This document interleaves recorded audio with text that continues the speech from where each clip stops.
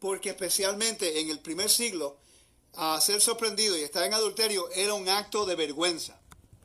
¿Qué quiere decir? Que estos escribas y estos fariseos planificaron este evento. Sí, ellos sabían que ella estaba cometiendo un pecado, pero ellos planificaron el evento. Ellos sabían dónde ella se encontraba. Pero hay unos elementos en esta historia que faltan. Y eso es lo que vamos a estudiar. Entonces, la anunciaron, la presentaron a Yeshua y retaron al Mesías. Eso se llama un reto y réplica. Reto y réplica. Cuando estudiamos lo que es honor y vergüenza, los fariseos le están haciendo un reto a Yeshua y ahora Yeshua le está dando una réplica porque está el honor del Mesías y está el honor de la mujer. ¿Ok? Entonces, algo aquí que es bien interesante que nosotros tenemos que poner atención a ella. Y muchas personas cuando estudian estos versículos no consideran este punto de vista. Que aquí dice, el fariseo le dijeron, Rabí, a esta mujer la han sorprendido en el mismo acto de adulterio. Ahora bien, la Torá, Moisés nos mandó a apedrear a tales. ¿Y tú qué dices? Es verdad. Yeshua ahora se presenta con un reto que tiene que ejecutar juicio. Que él no era parte del Sanedrín. Él no tenía jurisdicción para ejecutar juicios en contra de adulterio. Eso le pertenecía al Sanedrín. Pero sí ella era culpable. 2. Están citando la Torá de Moshe. Es la Constitución. Deme un segundito, por favor. Disculpe. Entonces, quiere decir que si cita a Moisés, tenemos nosotros que ir donde Moisés. ¿Qué es lo que dice Moisés? Vamos al capítulo 20 de Levíticos, el capítulo 20 del libro de Baikra, y ¿qué nos dice a nosotros acerca de una mujer adúltera? Dice, si un hombre comete adulterio con una mujer casada, cometiendo adulterio con la esposa de otro hombre, el adúltero y la adúltera,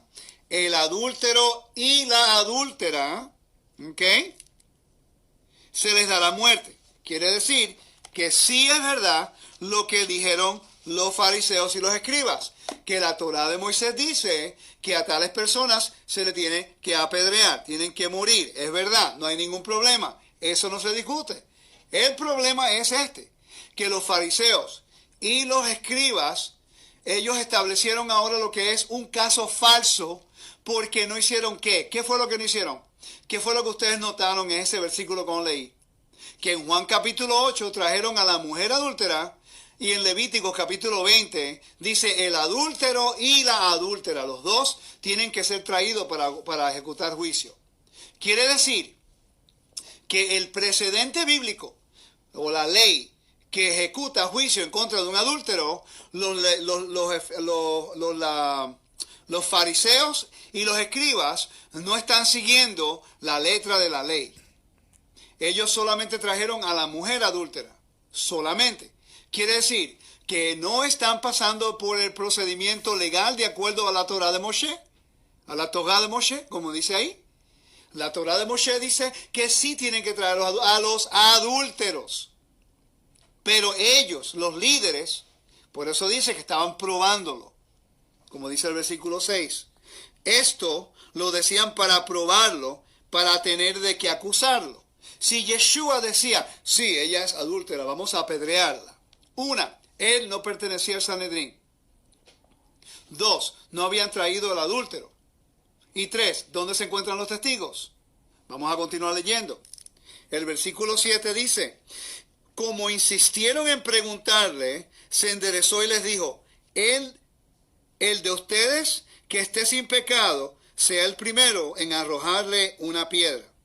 Otra vez se inclinó hacia abajo y siguió escribiendo en la tierra, pero cuando lo oyeron, fueron saliendo uno por uno, comenzando por los más viejos, hasta que quedó él solo y la mujer que estaba en medio. Entonces la gente dice, pero ¿dónde están los testigos? ¿Sabían ustedes que la palabra los más viejos es una expresión idiomática de los jajam, los ancianos? Él estaba hablando a los a los fariseos y a los escribas. En el judaísmo, una persona sabia o los eruditos o los sabios o las personas con experiencia se llaman jajam o un rebe, ¿ok? Gente sabia, especialmente un jajam, los más ancianos. La expresión los más ancianos se refiere a los fariseos y a los escribas, que fueron los que juzgaron a esa mujer incorrectamente. ¿Qué es lo que nos dice Deuteronomio 17:7? Vamos a ver lo que dice la Torah de Moshe, porque eso fue la Torah de Moshe, fue lo que citaron los fariseos y los escribas. ¿Para qué? Para tratar de buscar una culpa en Yeshua. Voy a leer desde el versículo 4 en adelante, ¿ok? Del capítulo 17, enfatizando en el capítulo 7. Perdón, en el versículo 7. Del versículo 4 enfatizándonos en el versículo 7. El versículo 7 enfatizándonos en el versículo 7, leyendo del 4. Dice, y te han informado o llegas a enterarte. Entonces debes hacer una investigación cabal. Si resulta verdad, si se establece el hecho de que ha cometido un acto aborrecible en Israel, debes sacar al lugar público a ese hombre o a esa mujer que realizó ese acto perverso y apedrearlo, sea hombre o mujer, hasta que muera. A una persona se le dará muerte únicamente, oigan esto, versículo 6. A una persona se le dará muerte únicamente por el testimonio de 2 o más testigos. No se le debe dar muerte por el testimonio de un solo testigo. Que las manos, y ahí donde entran, por eso vamos a ver aquí el por qué los testigos se fueron, de los más viejos a los más jóvenes, se fueron y no pudieron hablar en contra de Yeshua. Oiga, el versículo 7 dice, que las manos de los testigos sean las primeras contra él para darle muerte, y después las manos del resto del pueblo, así le eliminarás el mal de tu medio. Ok, vamos a volver a leer el versículo 3 del capítulo 8, a ver si están pasando ahora por el procedimiento legal. Ok, el versículo 3. En eso los escribas y los fariseos le trajeron una mujer que habían sorprendido en adulterio. Quiere decir, esto es predeterminado. Esto es una cosa, ellos lo hicieron a propósito. Quiere decir que los testigos eran los mismos escribas y los fariseos. ¿Ok? Y poniéndole en medio de Yeshua le dijeron, Rabí, a esta mujer le han sorprendido en el mismo acto de adulterio. Ahora bien, en la Torá de Moshe nos mandó a apedrear a tales. ¿Y tú qué dices? Esto lo decían para probarlo, para tener de qué acusarlo. Pero Yeshua se inclinó hacia el suelo, se puso para escribir en la tierra con el dedo. Como insistieron en preguntarle, se enderezó y les dijo, el que de ustedes esté sin pecado, sea el primero de arrojar una piedra. ¿Por qué Yeshua respondió de esa forma? Él sabía que la mujer era adúltera. No hay duda que era adúltera. Pero Yeshua entendía la Torá porque es la Torá viviente. ¿Okay? Yo pienso que fue a través de Mashiach, el Memra, la palabra, que los mandamientos fueron dados en el monte Sinaí. Yeshua conoce la Torá. Él sabía de que no habían traído el adúltero. Entonces, ¿qué es lo que él hace? Él va al procedimiento legal, bíblico. Quiero explicar un par de cositas para refutar la presentación que hizo el caballero Rico Cortés. Primero que nada, desde la perspectiva de la ciencia, el ser humano es por naturaleza polígamo. Es decir, desde sus instintos siempre pues busca hacia tener más de una relación, tanto hombres como mujeres. Ahora bien, ya sea por las religiones que han influido mucho en las leyes de las distintas naciones, pues este instinto, como muchos otros, está regulado y las regulaciones conllevan a ciertos tipos de penas. sabemos que pues que las religiones abrahámicas pues las penas eran y son, y digo eran y son porque el Islam es inspirado en la Torá. Entonces pues pues el asunto de verdad de que una persona quiera ejercer su instinto natural de tener más de una pareja o más de una relación, pues en las religiones abrahámicas, perdón, es penalizado con la pena de muerte, como escucharon a Rico, con la lapidación, ¿verdad? El apedreamiento. El asunto de esta regulación en el judeocristianismo estaba solo, era un privilegio, vamos a decirlo así, exclusivo para los hombres. Es decir, el hombre podía tener más de una mujer, podía tener relaciones sexuales con las mujeres prácticamente que quisiera, con algunas excepciones que la misma Torah marca. Por ejemplo, obvio que la mujer que pertenezca a otro hombre, pues no. Y ¿verdad? Entre hermanas, tampoco. Pero en fin, el hombre sí podía tener todas las mujeres que pudiera tener. Ya sabemos el ejemplo del rey mítico Salomón, que tuvo ese precioso número de 1,700 mujeres y 300 concubinas. Y el asesino a sueldo mejor idolatrado por los mismos escritores de la Tanaj, exaltado como un rey con el corazón de Jehová, pues David, que sabemos también que incurrió precisamente en este tipo de práctica donde se supone que él hubiese sido apedreado, pero bueno, dicen que Dios, los religiosos dicen que Dios no hace acepción de personas. Yo no sé dónde sacan eso, porque tenemos el caso de David, tenemos el caso también de Caín y Abel. Pero pues sabemos que David pues se le comió la mujer a uno de sus generales, Urías, y después lo mafiosamente ordenó prácticamente su muerte para que pareciera un accidente, tipo Al Capone, tipo Pablo Escobar o cualquiera de los capos de hoy en día.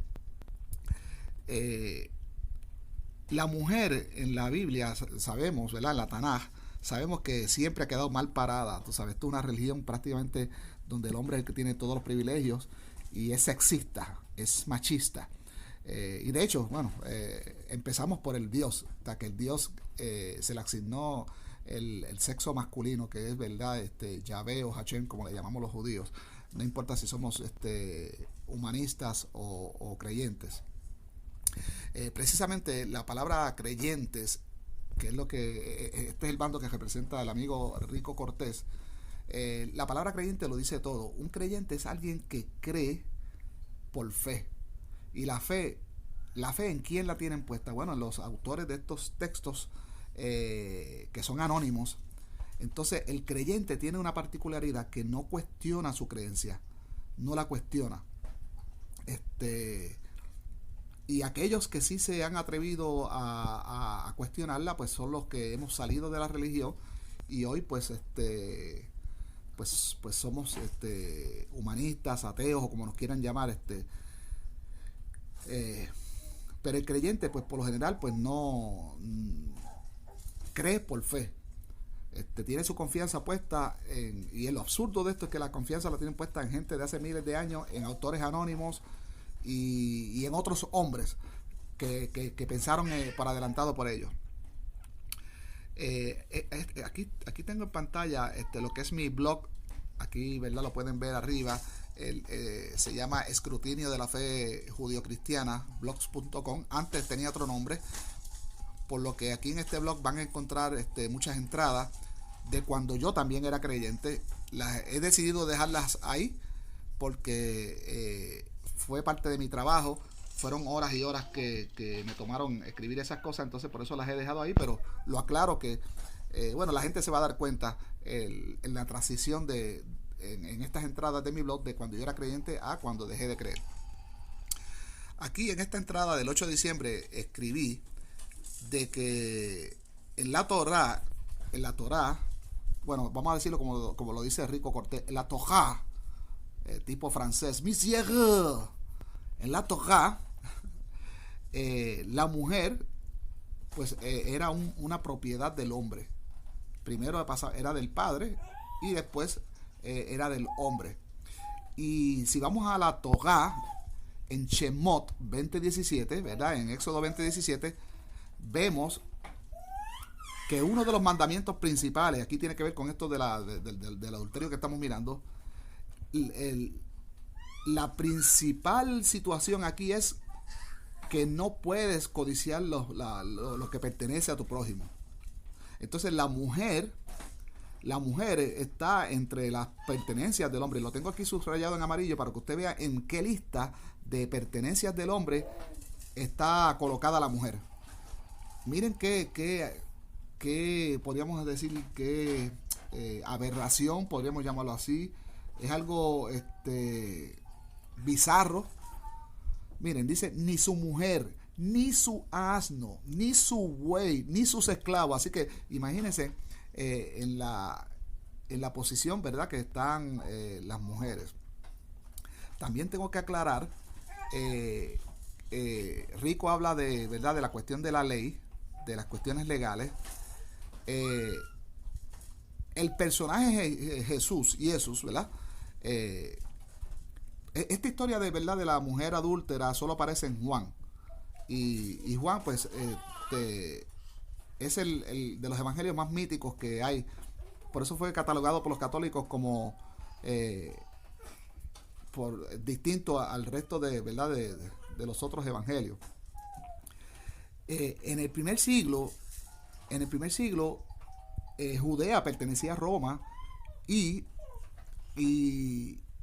los judíos no podían tomarse la libertad de ejecutar lo que se llama la pena de muerte. Esas partes de la Torá ya prácticamente habían sido reguladas por la ley romana. Solo los procuradores y los gobernadores podían ejecutar ese tipo de penalidades. Tanto es así que al mismo Jesús, como lo dicen los evangelios, tampoco pudieron procesarlo. O sea, igual que la adúltera, Jesús también estaba siendo acusado. Y ni siquiera el rey Herodes ni Caifás pudieron tomar la decisión, por eso fue que se lo enviaron a Pilato para que tomara la decisión. Entonces, igual que la mítica muerte de Esteban, todo eso es absurdo en un tiempo donde Judea pertenecía a Roma. Entonces, vamos a hablar más en la próxima diapositiva sobre esto que estamos discutiendo sobre el adulterio en el judaísmo. En esta diapositiva quiero hablar de varias cosas, y una de ellas es cuando vamos al texto de Juan, donde se habla, ¿verdad?, de esta situación que estamos discutiendo aquí sobre la adúltera. El personaje Jesús le dice a los que entregaron a esta adúltera, ¿no? Les dice, el que esté libre de pecado, que arroje la primera piedra. Y supuestamente, pues, aquellos, pues, poco a poco soltaron las piedras y se fueron. El cristianismo, y inclusive algunos mesiánicos, que no han estudiado profundamente la Torá, como dice nuestro amigo Rico Cortés, no se han dado cuenta de cierto detalle que es muy importante que yo mencione aquí. En la Torá de Moisés, en la Torá de Moshe, En ningún lado dice que tú tienes que estar libre de pecado para ejercer la pena de muerte. Por ejemplo, Shemot 35.2. 35.2, ahí se dice que aquellas personas que supuestamente están en pacto y adoran a Jehová y sean sorprendidos, ¿verdad? Trabajando en Shabbat y no santificándolo, pues que deben de ser ejecutados. Eso está en Éxodo 35.2.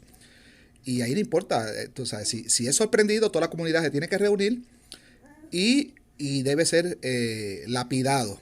No importa los pecados que tenga, para eso está el Yom Kippur y hay otros sacrificios que se hacen durante diarios y durante cada Shabbat para expiación, pero mayormente el día de Yom Kippur. Entonces, la Torá de antemano tiene presupuestado que el pueblo ¿verdad? El mítico pueblo de Israel va a estar en pecado en todo el año. Y eso no quiere decir que porque no que porque no estés libre de pecado, que eso era algo que nadie iba a estar libre de pecado, pues no podías arrojar una piedra. Entonces quiero dejar eso claro, porque es hasta muy probable que el mismo autor de Juan, el autor desconocido de Juan, como que desconociera estos detalles de la Torá, porque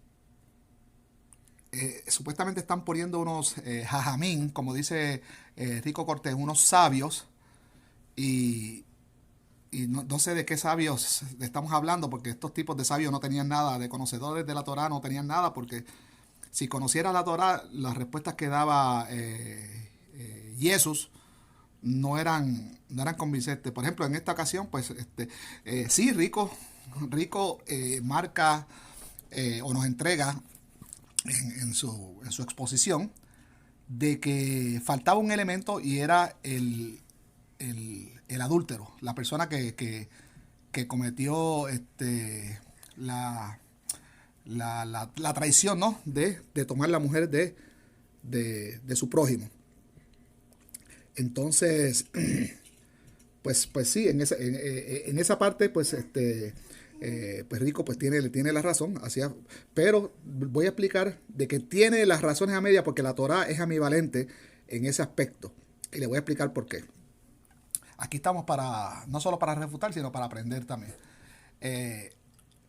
Ahora bien, como les decía, faltaba el elemento de el adúltero y como dije en la diapositiva anterior, el asunto de tomar lo ajeno, tomar las pertenencias del prójimo, en este caso de los hombres, porque el judaísmo es todo diseñado pues para que el hombre sea y que la mujer esté sumisa. De hecho, desde la Torá, cuando se escribió la Torá, cuando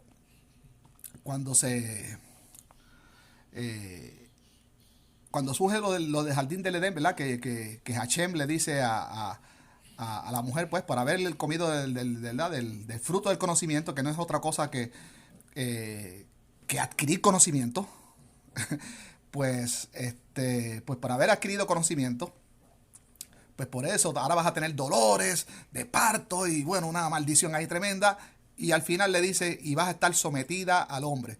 Entonces la Torá está diseñada para el hombre. Sabemos que los fundadores del judaísmo, acá los que no somos creyentes, que estudiamos ya el judaísmo en un contexto secular, en un contexto histórico, en un contexto donde se cuestiona todo y se buscan respuestas independientes, pues sabemos que y la Biblia hasta nos aporta detalles sobre eso, la arqueología también. Sabemos que Nehemías y Esdras fueron los fundadores del judaísmo, no Moisés. Moisés es parte del mito que se le entrega al pueblo judío en la gran asamblea del mes séptimo, narrada en Nehemías prácticamente del 8 en adelante y también en Esdras. Y sabemos que fue para hombres porque fueron hombres, fueron fueron entre 45,000 a 50,000 personas, todos varones, a los que se le entregó la Torá y inclusive habían como Nabucodonosor no deportó a los campesinos judíos, simplemente a las élites ¿verdad? De la ciudad de Jerusalén o la aldea, porque Jerusalén en aquel entonces, comparado con Babilonia, Egipto y las grandes potencias, era en realidad una aldea que los grandes emperadores solo la tomaban como para saquearla. Eso hay que decirlo. La arqueología ha descrito que la Jerusalén de antes de Nabucodonosor, perdón, era una ciudad sin ninguna importancia. No a nivel como lo puso después Herodes, que Herodes es el verdadero arquitecto ¿verdad? De Jerusalén. Entonces, sabemos que en Esdras se cuenta que ya de esos judíos se habían casado con mujeres del área, ¿verdad? Moabitas, hititas, en fin, mujeres de la región. Y como ya la Torá se había compuesto de que solo iban a ser judíos nada más y no iban a... Y no querían, en realidad iba a ser un hermetismo, una comunidad racista, vamos a decirlo así, es racista. Entonces, pues, a estos judíos se les pidió que dejaran a sus mujeres y a sus hijos. Eso está narrado en Esdras, me parece que en el capítulo 10. Y no solo eso, que para implementar la Torá en estos judíos se utilizó la fuerza y el chantaje. Mayormente en Esdras habla del chantaje, donde si no dejaban a estas mujeres, pues tenían que renunciar a sus propiedades, a sus fincas, a todo, y serían expulsados de la comunidad. Entonces, pues imagínense, tuvieron que aceptar y dejar ir a sus mujeres y a sus hijos, es decir, romper la familia. Una cosa que no es nada ético. Entonces, como bien, si ustedes ven el capítulo, la diapositiva anterior donde les puse Éxodo 20:17 y les expuse a ustedes que la mujer era parte de las propiedades del hombre, pues aquí mira, el contexto completo de este capítulo de Devarim 22, de Deuteronomio 22, dice, si ves al buey o la oveja de tu hermano extraviado, no te desentiendas, ve y devuélveselo. O sea, si lo encuentras, no te hagas el loco y quieras tomarlo para ti. En otras palabras, esto es como un tipo también de adulterio. Simplemente vete y devuélvesela. Si resulta que el dueño no vive cerca o no sabes quién es, encierra al animal en tu corral y tenlo allí hasta que el dueño venga a reclamártelo. Entonces se lo devolverás. Lo mismo harás si se trata de su asno. También el asno está mencionado como las propiedades ¿verdad? Del hombre. Su manto o cualquier cosa que tu hermano haya perdido y que te encuentres. No te hagas el desentendido, no te hagas el loco, como decimos los boricuas. Si ves caídos en el campo el asno o el buey de tu hermano, no te hagas el loco, ayúdale a ponerlos de pie. Aquí habla, ¿verdad?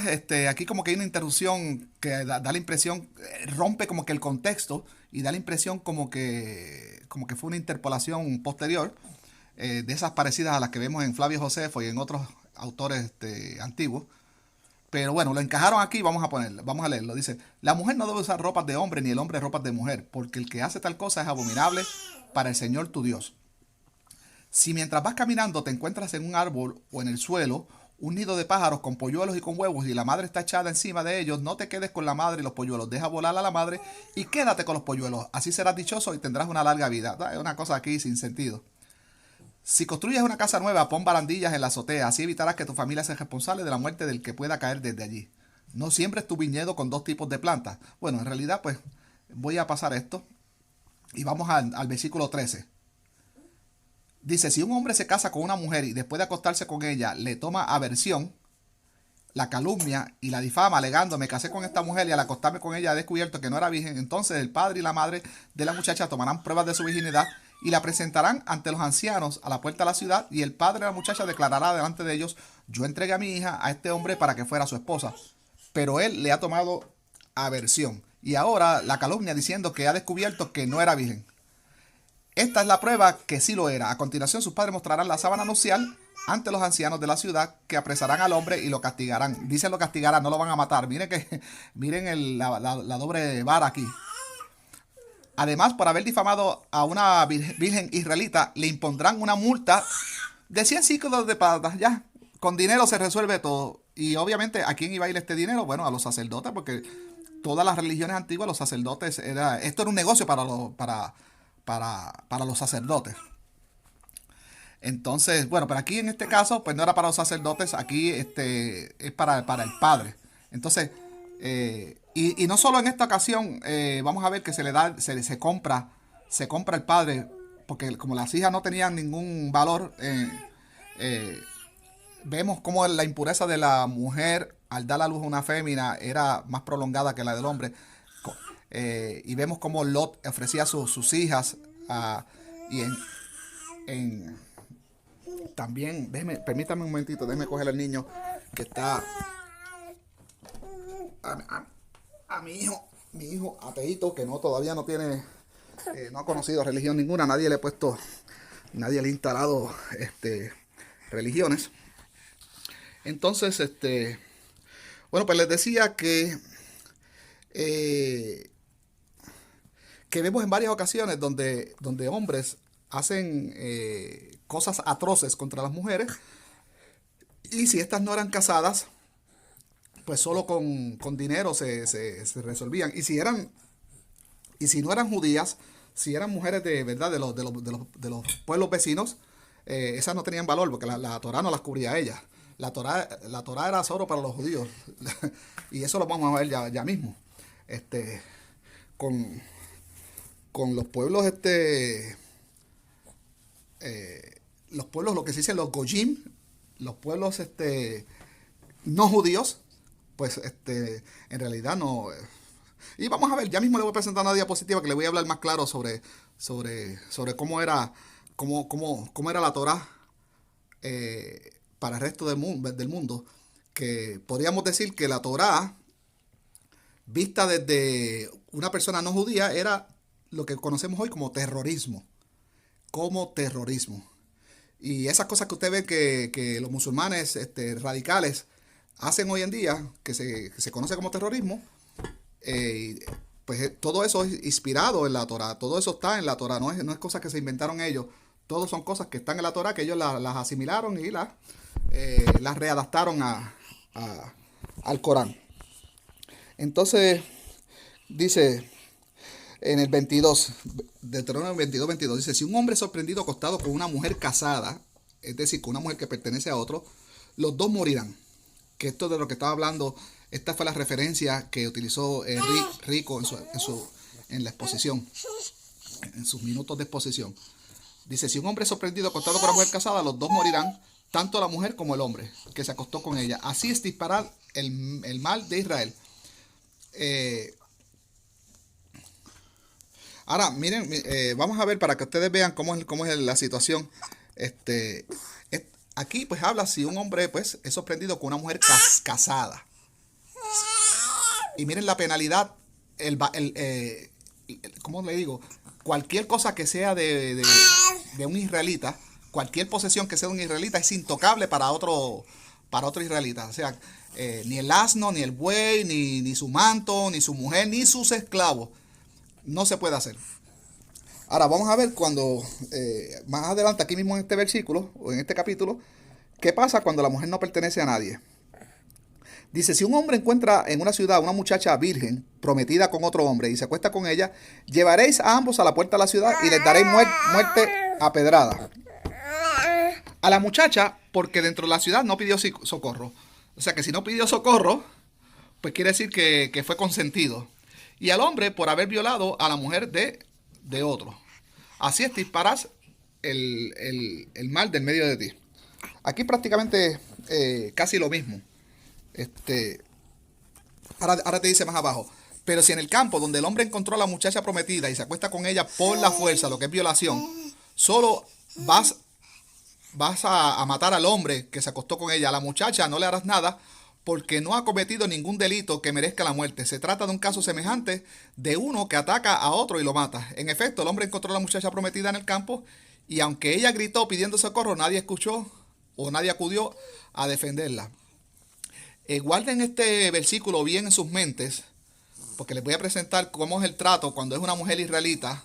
Por ejemplo, este hombre prácticamente violó a una mujer por la fuerza. Y bueno, ya vemos la penalidad que que, que hay para ese hombre en la Torá. Y más porque el hombre era, la mujer pues era prometida de otro israelita. Ahorita le voy a presentar la otra situación donde esto pasa con una mujer extranjera, una mujer no judía, y veremos que el trato es distinto. Ahora vamos al 28. Dice, en el caso que un hombre encuentra a una muchacha virgen que no está prometida, no pertenece a nadie, aquí que vemos ya la diferencia de cuando una mujer pertenece a alguien y cuando no. Y se acuesta con ella por la fuerza, si son sorprendidos, el hombre que se acostó con ella dará al padre de la muchacha 50 ciclos de plata y tendrá que casarse con ella por haberla violado y no podrá repudiarla en toda su vida. Miren qué clase cojones tiene el autor de este texto, que no importa si fue en la antigüedad o hoy, es una aberración tremenda. Entonces, si el hombre encuentra una mujer virgen, que ahí te lo explica, que no está prometida, que no pertenece a nadie, no está en layaway, nada, y se acuesta con ella por la fuerza, si alguien lo sorprende, el hombre que se acostó con ella solo le va a pagar al padre 50 ciclos de plata y ya. Y bueno, y el tipo podría ser el tipo más feo del mundo, un anciano, pero ya, mira, la Torá la Torá ya prácticamente se la entrega, se la vende y se puede casar con ella porque la violó, simplemente le violó sus derechos. Y supuestamente no podrá repudiarla en toda su vida. Me imagino que el violador eso le caerá de anillo al dedo, porque eso es lo que él quiere, no repudiarla, supongo. Entonces, miren qué cosa más aberrante. Entonces, pues vamos a pasar a la próxima diapositiva. Bueno, quiero empezar esta diapositiva diciéndole a aquellas personas que me estén viendo que tengan algún conocimiento básico o avanzado en la Torá, que si piensan que yo estoy enseñando o exponiendo alguna información mala o falsa, que se atrevan a prometerlo por nombre de ustedes. Son los creyentes, yo no creo en eso, pero ustedes son los creyentes. Háganme la promesa a mí en el nombre de Hashem, pero al estilo judío, como marca la Torah. Hágame una promesa de que usted promete de que usted está convencido que yo estoy enseñando falsedades. Y me va a hacer la promesa al estilo judío, como marca la Torah. ¿Y cómo lo marca la Torah? Bueno, eso está en Génesis. Eso está en Génesis 47:29. Berechit 47:29. Así que se hacen las promesas tipo judío. Berechit 47:29. Ahí explica cómo se hace una promesa de acuerdo a la Torah. Este ruido que escuchan es mi hijo menor que está aquí conmigo. Y como ya le están saliendo los dientitos, pues se pone un poquito inquieto. Pero vamos a contrastar un poquito la información que nos entregó nuestro amigo Rico Cortés en su exposición, donde él dice que la Torá pues nos indica que cuando se va a juzgar a alguien a pena de muerte, pues que tienen que haber 2 o más testigos. Ahora vamos a ver si eso es en todas las ocasiones o hay alguna, o si se le escapó algo a la ley, porque él mismo dijo que los estudios los hacía desde el sentido legal. Entonces, en la cuestión legal, ya sea en la Torá o en las leyes, por ejemplo aquí en Estados Unidos, cuando uno va a litigar, uno tiene que conocer bien la ley, todo en su contexto, porque si no van a salir cosas como las que yo le voy a presentar ahora, que si él no lo mencionó es porque o se le escapó o no lo tenía claro, y bueno, en fin, yo lo que voy a hacer es que le voy a complementar la situación a él. Entonces, amigos ricos, no necesariamente, y más del tema que estamos hablando del adulterio, tiene que ser así, como usted dice, de que 2 o más testigos.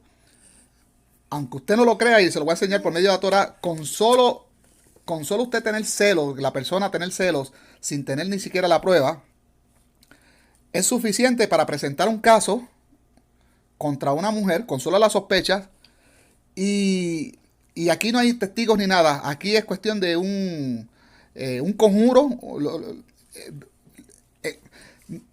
En realidad es una brujería lo que vamos a ver aquí, un conjuro de brujería que está aquí en la Torá. Y bueno, cuando se lee todo en el contexto completo, todo lo que aplica a este conjuro y toda la situación, eso es brujería, vaya donde usted lo vea. La brujería no existe, pero lo que quiero decir que si en los vecinos, lo que ellos llamaban los goyín, o lo que los católicos llamaban paganos, si nosotros hacemos algo y en el vecino que lo hace también, y vemos que él, porque él lo hace, es malo y nosotros sí es bueno, no, eso no. Entonces, esto de la brujería y estas prácticas supersticiosas eran muy común en la antigüedad. Entonces, yo creo que en la Torá este es el caso más específico de brujería que podemos ver. Y todo se resuelve con un hechizo, con una cuestión de brujería que es lamentable porque ya viendo que la religión judía en realidad pues era y se mantiene todavía bien machista. Cuando estamos hablando de judíos, estamos hablando de judíos, aunque los judíos de ahora son házaros y son europeos, no son los judíos bíblicos como tal, pero aún así adoptaron, asimilaron todo este machismo y sexismo que explica ¿verdad? La Torah. Entonces, obviamente, ante este caso que les voy a presentar, donde el hombre celoso presenta a la mujer como acusada, y todo se resuelve con un hechizo, pues sabemos que la balanza se va a inclinar hacia el hombre porque ahí los sacerdotes, todo el mundo eran machistas. La mujer no tenía muchos privilegios. Y era toda una manera de deshacerse hasta de una mujer, ¿no? Entonces vamos a verlo. Vamos a leerlo. Esto se encuentra en número 5 del 11 en adelante. Vamos a ver. Hachén se dirigió a Moshe, ¿verdad? Y le dijo, di esto a los israelitas. Puede suceder que una mujer se descarríe y sea infiel a su marido, acostándose con otro hombre sin que su marido lo sepa, ya que ella lo ha ocultado y no hay testigos contra ella, ¿verdad? Como no hay testigos contra ella, que es lo que estaba hablando, pues, y aquí hago una pausa. Mira cómo lo especifica la Torá. No hay testigos contra ella, como quiera se puede hacer un caso, que es lo que se le escapó a Rico. Ni ha sido sorprendida en el acto. Si el marido sufre un ataque de celos, tanto así si su esposa es inocente como si no lo es, llevará a su mujer ante el sacerdote aportando como ofrenda por ella 2 kilos y 200 gramos de harina de cebada. O sea que ya aquí hay dinero envuelto también, porque este sí que va para el bolsillo del sacerdote, en aquel caso pues para los almacenes del sacerdote. No echará sobre la ofrenda aceite, ni pondrá sobre ella incienso, porque es ofrenda de celos, ofrenda que recuerda y trae a la memoria el pecado. El sacerdote, y espérate, voy a hacer una aclaración aquí rápido. Si usted en este punto dice, ¿de qué habla José? Que las ofrendas eran para Hachén, no para el sacerdote. Habían unas que eran solo para quemarlas y nadie se las comía, pero la mayor parte de las ofrendas eran para los sacerdotes y su familia. Y si usted no conoce la Torah, después yo le puedo ofrecer esos datos. No los tengo ahora mismo, no tengo los versículos exactos, pero sí, igual que todas las religiones del pasado, todas las civilizaciones, los sacerdotes eran la élite, eran los ricos, eran los que sabían leer, sabían escribir, y prácticamente eran las riquezas. Ellos no trabajaban, las riquezas provenían del trabajo, ¿verdad? De los vasallos, ¿verdad? Del pueblo, de los campesinos. Dice, el sacerdote hará que la mujer se acerque y se ponga en pie en presencia del Señor. Tomará luego agua santa en una vasija de barro, junto con un poco de polvo del suelo donde se asienta la morada, y lo echará en el agua. La morada pues es el tabernáculo. Siguiendo, voy por el versículo 18, siguiendo la mujer en pie ante el Señor, el sacerdote le descubrirá la cabeza y pondrá en sus manos la ofrenda recordativa, es decir, la ofrenda de los celos, mientras él sostiene en su mano el agua amarga de la maldición. Ahí está ya el hechizo. 19. Entonces el sacerdote tomará juramento a la mujer diciéndole, si ninguno se ha acostado contigo y no te has deshonrado siendo infiel a tu marido, que te veas libre de estas aguas amargas que acarrean maldición. Pero si has sido infiel a tu marido y te has deshonrado acostándote con alguien que no es tu marido, aquí por entre paréntesis, esto ya me imagino que es un comentario añadido, aquí el sacerdote proferirá sobre la mujer este juramento de maldición diciendo: que el Señor te haga objeto de maldición y execración en medio de tu pueblo, que haga que tu criatura se malogre y que se hinche tu vientre, que esta agua que acarrea maldición penetre en tus extrañas y haga que se hinche tu vientre y te malogre tu criatura. Y la mujer contestará: amén, amén. ¿Qué clase de veneno hay ahí? El sacerdote escribirá estas maldiciones en una hoja y las disolverá en el agua de amargura. Luego hará beber a la mujer el agua de amargura de la maldición para que le penetre en ella con toda su amargura. Después el sacerdote tomará de la mano de la mujer la ofrenda de los celos y la presentará ante el Señor con el rito de elevación poniéndola sobre el altar. El sacerdote tomará una parte de la ofrenda como porción representativa, la quemará sobre el altar y finalmente hará beber el agua a la mujer. Una vez que la haya bebido, si verdaderamente se ha deshonrado y la mujer ha sido infiel a su marido, el agua de la maldición penetrará en ella con toda su amargura, su vientre se hinchará, se malogrará su criatura y será objeto de maldición en medio de su pueblo. Pero si no se deshonró, sino que está sin mancha alguna, entonces quedará ilesa y será capaz de procrear. En otras palabras, aquí tenían un líquido que aparentemente provocaba los abortos. Entonces, Entonces era como que ya algo que es natural, se podría ver de distintas maneras, viéndolo desde el punto secular. Si la mujer se le hinchaba el vientre, independientemente de si el agua tenía veneno o no, si la mujer se le hinchaba el vientre pero tenía un aborto espontáneo, pues se jodió. Entonces quiere decir que ya el pueblo le iba a interpretar como que la agua hizo ese efecto y había que matarla. Pero si por el contrario, la mujer tenía ¿cómo podríamos decir? Su embarazo normalmente y daba a luz a su hijo, pues entonces pues no había problema.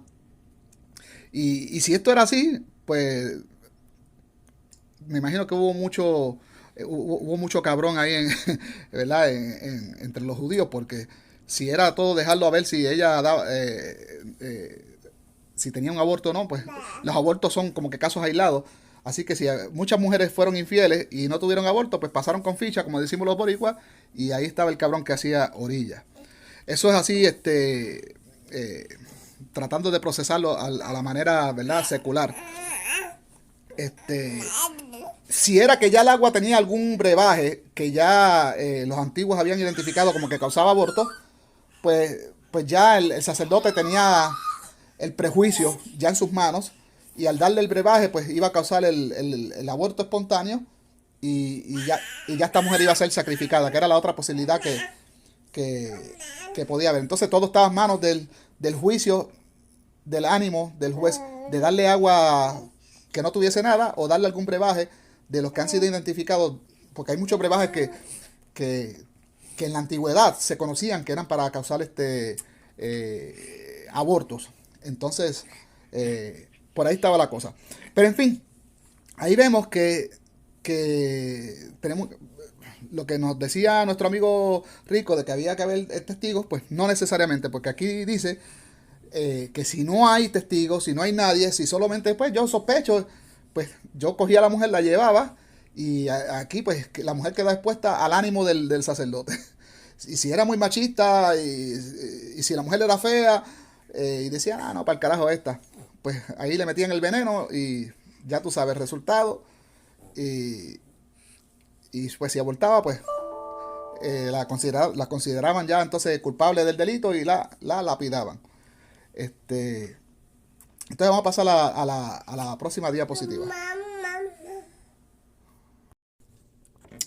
Bueno, en esta diapositiva vamos a hablar de lo que les había dicho en las 2 diapositivas anteriores, que les decía que el trato a la mujer cuando era israelita o cuando íbamos a desposeer a una mujer de otro,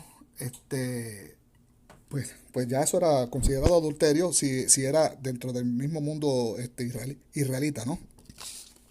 Es decir, quitarle una mujer a otro judío era un pecado, so pena de muerte. Ahora, ¿qué pasaba cuando íbamos a la guerra, verdad? Si en caso de que fuéramos a la guerra, a algún pueblo que fuera extranjero, bueno, en este caso hasta los mismos judíos eran extranjeros, porque ellos todavía no tenían ni siquiera su tierra. Ellos estaban haciendo terrorismo y invadiendo tierras que eran posesiones de otros, que también podemos decir que la misma Biblia dice que no robarás, pero bueno, si tú vas a la tierra de otro, según narra, porque este libro no es nada de ético, si tú vas a la tierra que poseen otras personas y la tomas por la fuerza y matas a todos los que están allí, y pues eso es robar. Eso no es nada de ético, ni ningún buen ejemplo, ni eso es terrorismo, eso es robar, y bueno. Pero en fin, la Torá pues tiene una doble vara para cuando un judío quiere tomar la mujer de, del extranjero, de un no judío. Y es aberrante lo que vamos a leer ahora. Estamos en Deuteronomio, Devarim 21, y vamos al versículo 10.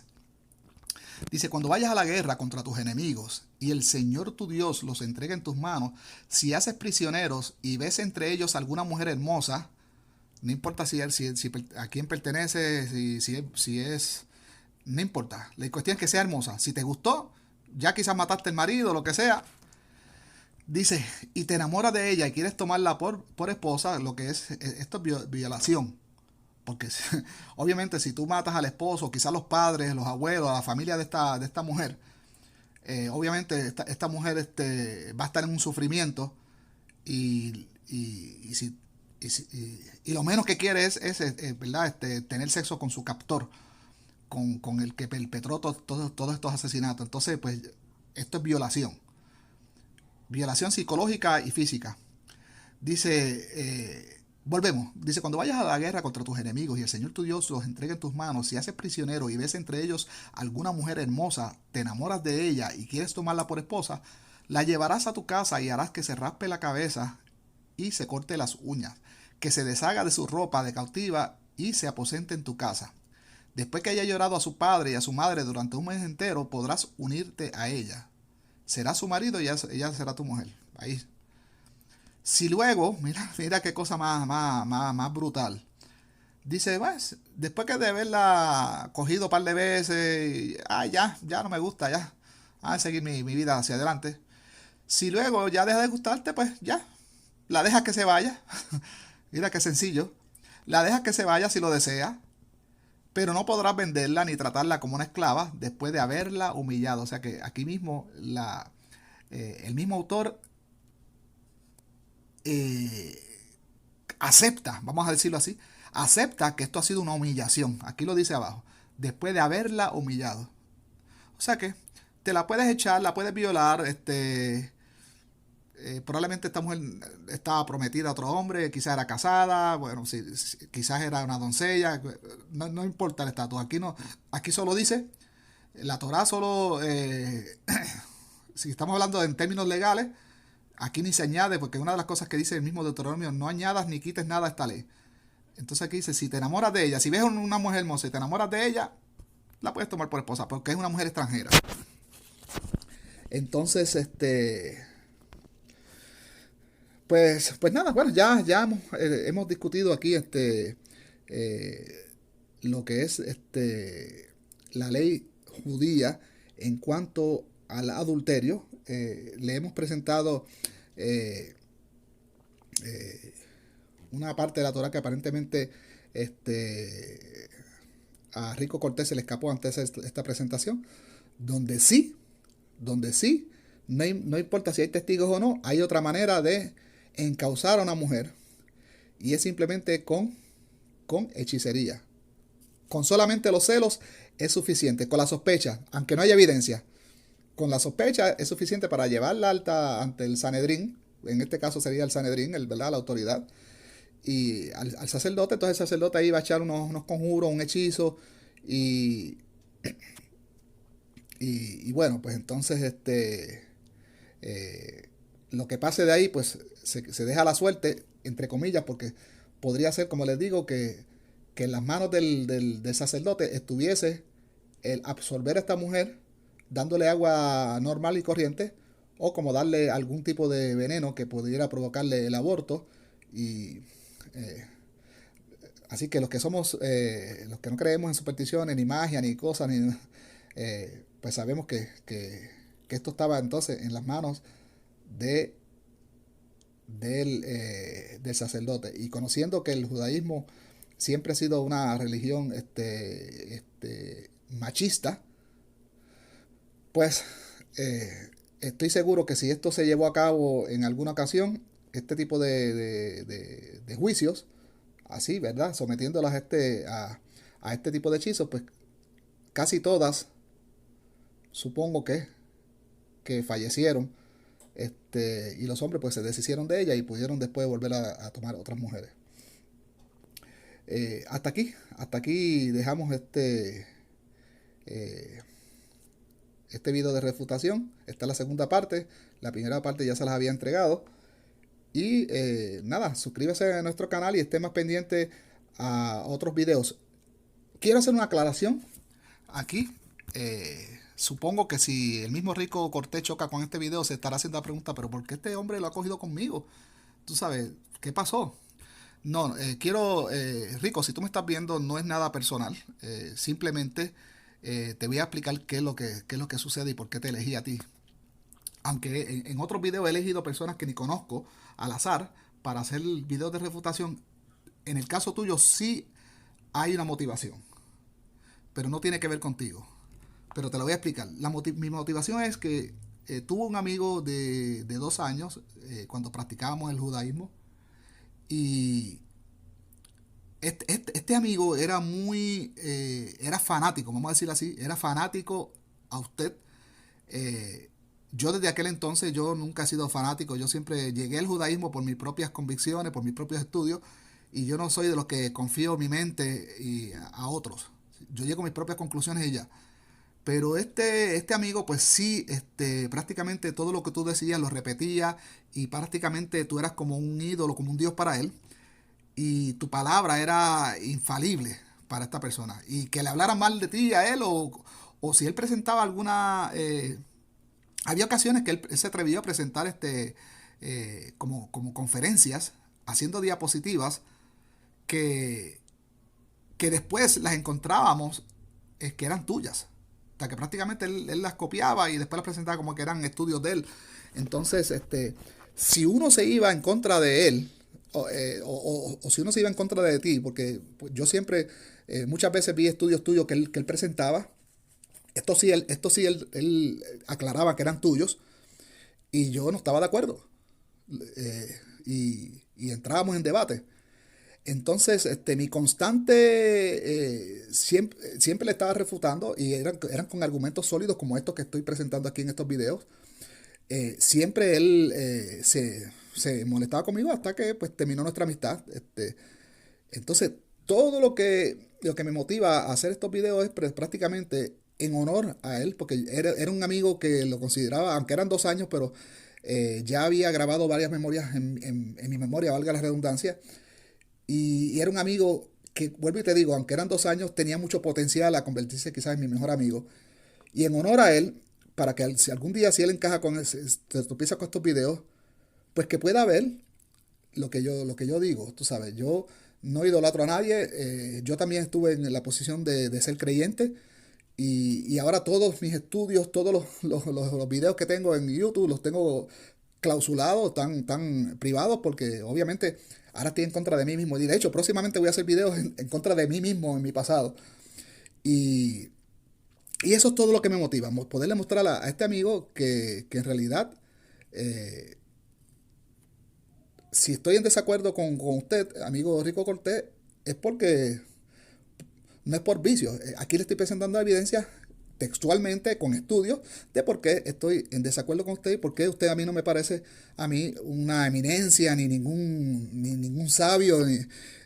Yo conozco este truco que hacemos mucho de hacer un video con un fondo con libros, la parte de atrás para dar la impresión de que somos personas sabias, pero la sabiduría no está en el fondo que utilizamos ni nada, sino en lo que hablamos, en lo que presentamos, en los argumentos, la evidencia, eh, etcétera, etcétera, etcétera. No poniendo un fondo o buscando un armario con muchos libros para que aparezca eso de fondo, para crear la impresión de que, wow, ese tipo se lee todos esos libros, ese tipo es una enciclopedia viviente. Entonces no. Eh, entonces, eso es lo que quiero mostrarle a mi amigo y también se lo aclaro a usted. Para mí usted es una persona igual que yo, no es ninguna eminencia, ni es ningún sabio en nada.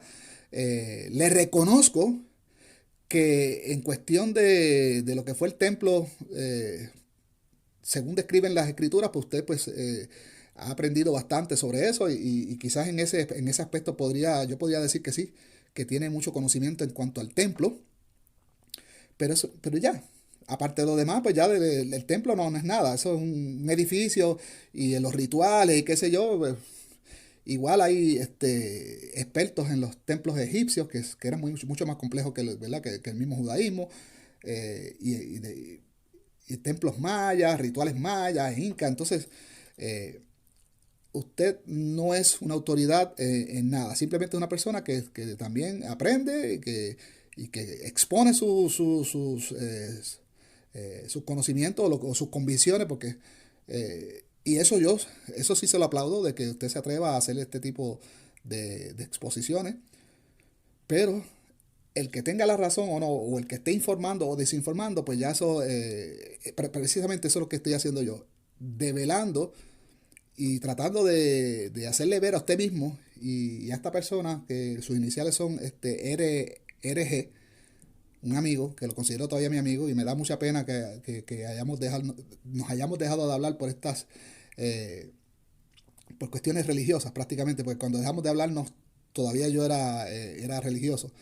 Entonces, eh, pues precisamente esa es la intención de este servidor, de hacer este video, de que si él ve que pueda, ya que físicamente no quiso hacerme caso, si tropieza con estos videos con calma, él pueda verme, darle pausa, analizar, buscar en la Biblia y que él pueda decir, bueno, José, tienes razón. Porque en este video, aquí al terminar hasta este punto de este video, yo estoy totalmente convencido de que tengo la razón. Eh, y, y bueno, si este muchacho RG, al ver este video, no se convence, pues ya es que el tipo ya te tiene a ti, Rico Cortés, te tiene como un ídolo, te tiene como un dios y ya no se puede hacer nada con él. Entonces, ese es prácticamente el propósito de este video. Y sí, voy a hacer algunos más. Si encuentro algún video de usted que entienda que usted está enseñando algo que no es lo correcto, voy a intervenir y voy a grabar una refutación, con todo respeto. Lo voy a hacer con todo respeto. Aquí yo no siento que le he faltado de respeto. La única cosa que usted podría pensar que yo le he faltado de respeto es cuando le he hecho la crítica constructiva, que usted estaba diciendo toga. Esa parte pues, me parece. Vamos a hablarle el español. Si estamos hablando español, hablamos español. Eso no suena ni siquiera hebreo, ni suena semita, suena más a francés. Entonces, es la única crítica que le he hecho. En cuanto a lo demás, tiene mi respeto de que usted es un expositor, de que se atreve a hacer sus exposiciones, de que exhibe sus convicciones. Y espero que esté de acuerdo a que haya personas que piensen distinta a usted y que se atrevan a refutarle, como este servidor que se ha atrevido, exponiendo mi reputación, a refutarle, sabiendo que hay un montón de personas que lo consideran a usted como una eminencia y como una persona con conocimiento infalible. Para mí no lo es. Para mí usted no es esa eminencia, para mí usted es un boricua igual que yo. Y bueno, pues que quizás ha podido convencer a algunos. Yo también cuando era creyente convencía a muchos. Y si hubiese seguido, quizás estuviese dando conferencias igual que usted, pero entonces preferí ser honesto, y porque es más difícil digerir el ateísmo, pero preferí ser honesto y decir, mira, no creo en estas cosas, no creo en mulas que hablan, no creo en hombres que caminan por encima del agua. He estudiado el Nuevo Testamento, he estudiado todo lo que se sabe sobre el personaje de Jesús, y al final, después de auditar todas mis creencias, después de un estudio riguroso sobre el personaje de Jesús, comprendí sin lugar a dudas que Jesús nunca existió. Jesús es un personaje mitológico de la mitología cristiana, con propósitos mayormente antijudíos, ante un judaísmo que iba en ascenso, después de la guerra, perdón, judío-romana ¿verdad? En tiempos de Adriano, y como Adriano había declarado ya a los judíos como enemigos del imperio, pues había que darle guerra también a la ideología judía que estaba viendo, ¿verdad?, en ascenso. Y, ese es simplemente todo lo que pasó con esto y eso no existió, ha sido acuñado, ha sido tratado ha sido encajado a la fuerza en la historia de Judea del primer siglo, pero cuando estudiamos la historia de Judea del primer siglo, ni encaja el cristianismo, ni vemos que existió ninguna iglesia cristiana, ni apóstoles, ni iglesia en Jerusalén, todo eso que se dice en el libro de Hechos, todo eso es mitología, nada de eso existió. Así que, si quieres un debate en cuanto a este tema, también estamos abiertos a él mismo. Así, sin tomar más tiempo, lo dejamos hasta aquí. Hasta la próxima. Y, una vez más, mis respetos hacia todos los videntes de este video.